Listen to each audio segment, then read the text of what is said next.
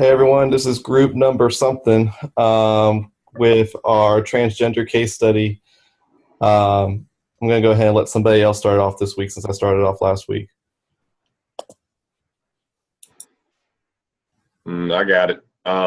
So basically, I think this is probably the trickiest issue you would ever run into at a school. Anybody else get that sense when they're reading this too? Especially like the parents, when you have parents like that, I'm sure y'all have those at your school too, the parents that like, they sort of run the show behind the scenes a little bit, like Booster Club deal, or like they have their kids are super smart. They've had a bunch of kids go through there. They kind of have more influence than probably administrators do at some point. They have a lot of pull. Right. They have a huge amount of pull. I just thought this was probably the most difficult one to deal with. And I wouldn't even know, if I was in the principal's shoes, I wouldn't even know where to begin. That's how I felt. I didn't feel like there was like a right or wrong way to go about it. I felt like I was going to lose either way. Right. Yeah. You're not going to win this one. You just got to, it's like damage control, basically. You just got to minimize the damage that you do handling the situation.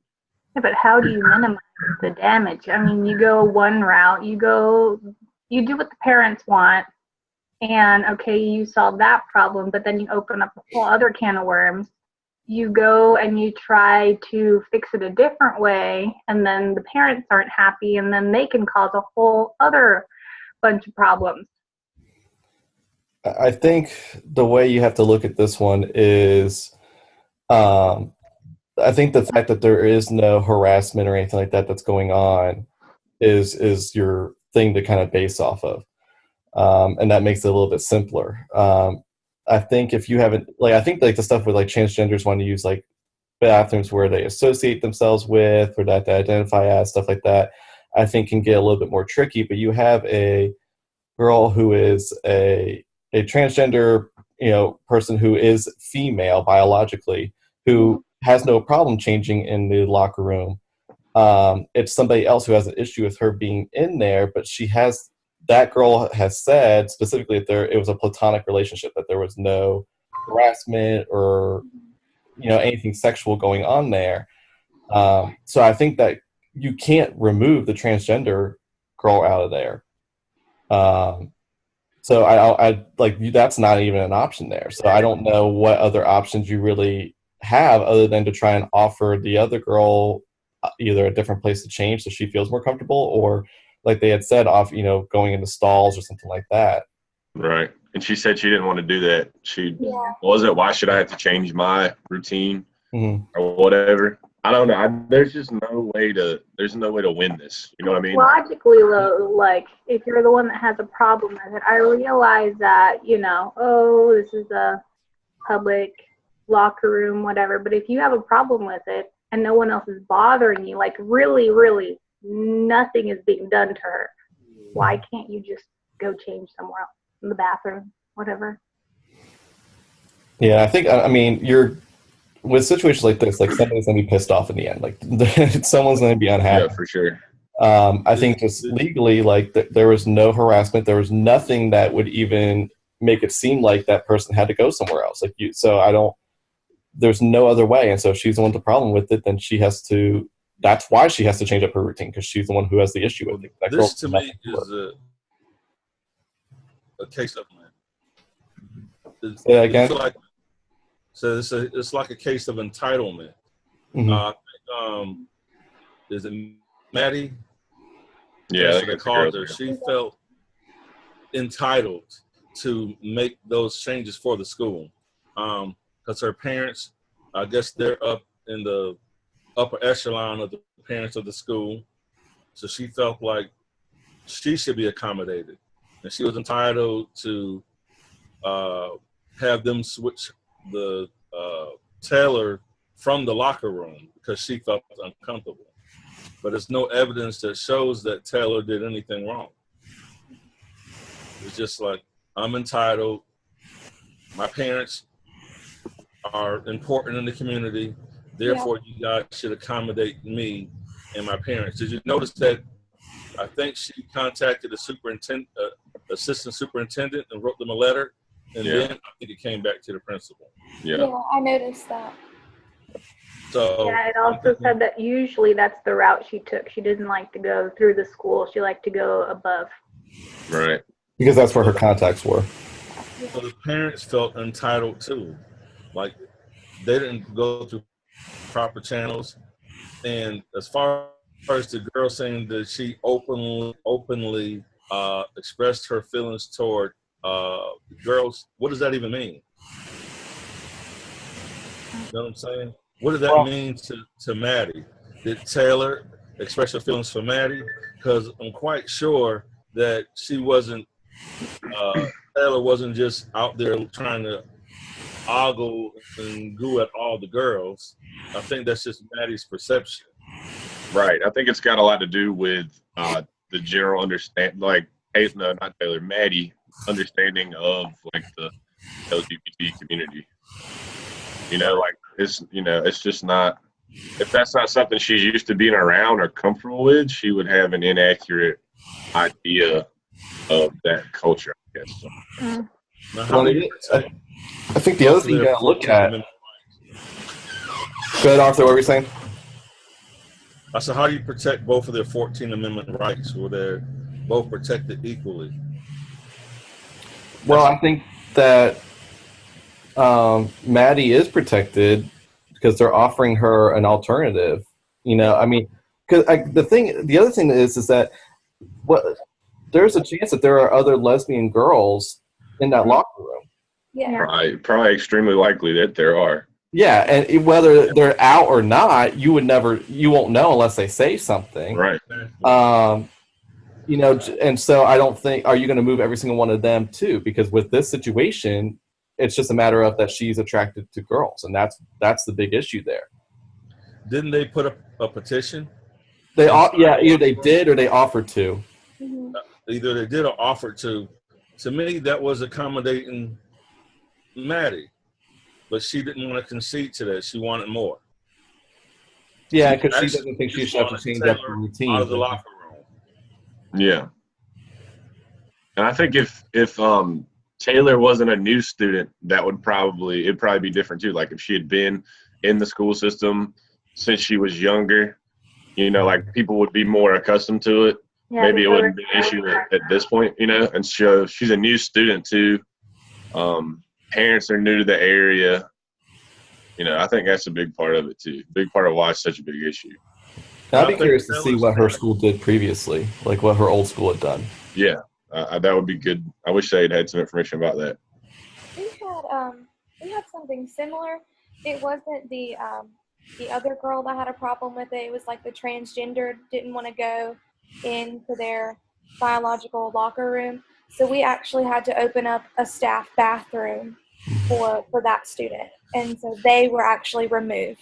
But they were uncomfortable in there, and we weren't allowed to let them use the boys' locker room. They just used the staff bathroom the rest of the year. Yeah, and I think we had a student that was a similar thing for bathrooms, that the transgender student was using this a bathroom in like student services or something like that. That was a staff bathroom, just to help kind of alleviate those issues. This is a very interesting case. Like I said, I think it gets this one here. I feel like it's a little bit easier when it's a transgender student who's not causing the issue. I think it's when a transgender student is wanting to go to a different bathroom than what they're biologically assigned. I think that's when you get really into murky waters there. Well, but if you had like more clear lines in the sense that if the transgender wanted to go to a different bathroom, well, then you can solve the problem by just sending them to a different bathroom, like in Sam's case where they sent them to a faculty restroom. But in this case, it's like she's not really doing anything wrong. Maddie's just uncomfortable, but Maddie's deciding that she does not want to take the alternative, which is changing in another bathroom. Like I think there was the Davis and Monroe versus Monroe case that was like right under that one, where it said that the lesbian was like attacking the other person, sexual coming on, harassing. And so then that was a problem because the school didn't do anything about it. Like they were literally ignoring what was going on. But in this case, I feel like the school's actively trying to fix the problem. I don't see that there's a problem. I don't know if you have to use that word. I think the problem that is whatever Maddie and her parents created. I don't think the transgender thing was a problem. I think she in the proper room, locker room, and that's where she's biologically assigned.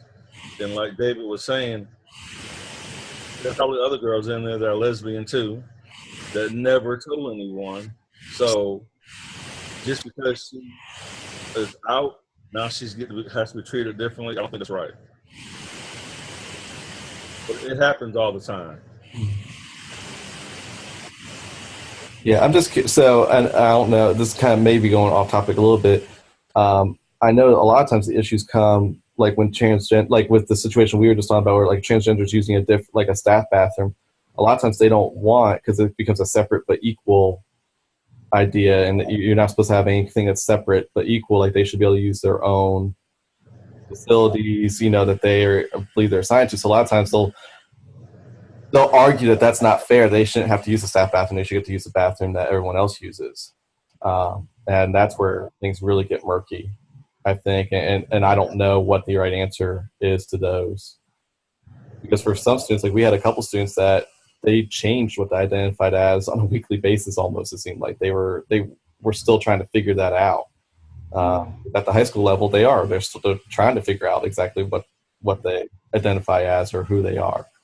So, what do you do in that situation there? Well, do you guys think that there's a remedy for this?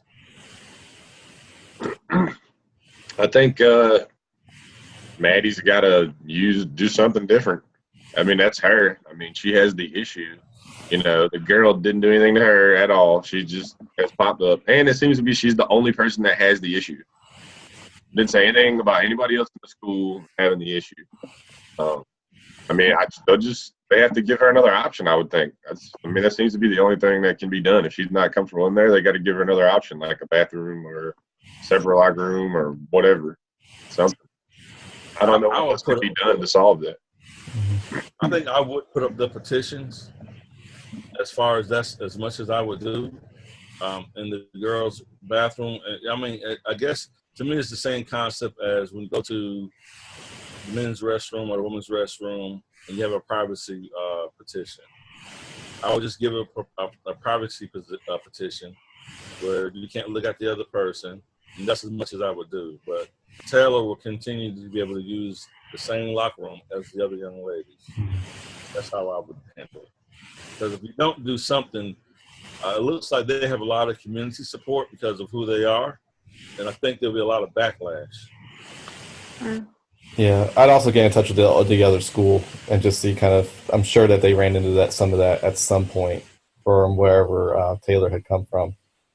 So I would just contact that school and just kind of see how they handle situations like that, and because clearly they have some experience with it, whereas it sounds like this school district hasn't had much experience with it up to this point. Well, pretty honest.